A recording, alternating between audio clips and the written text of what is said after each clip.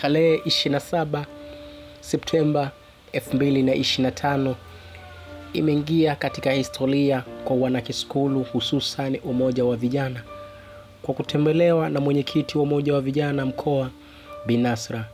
Hakika kulikuwa kuna vibe la kutosha na la kutosha kweli kweli, ambapo Bi Nasra aliweza kuhudhuria sehemu mbalimbali.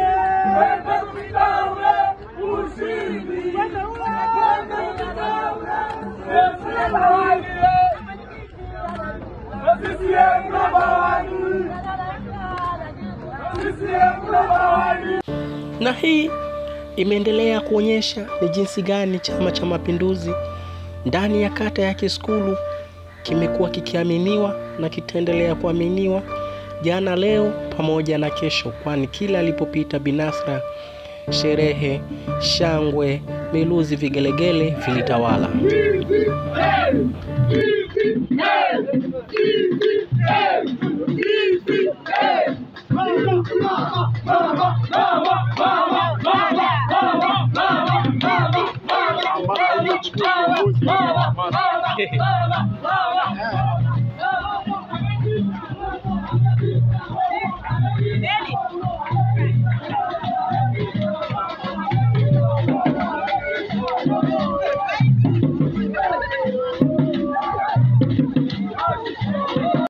Hakika Chama cha Mapinduzi ndani ya kata ya Kiskulu kipo salama, na takayaje Oktoba 29 tunatiki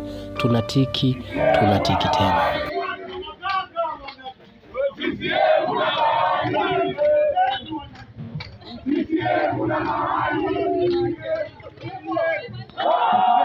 Usisahau kusubscribe, kulike, kucomment na kushare ili uweze kupata habari na info mbalimbali.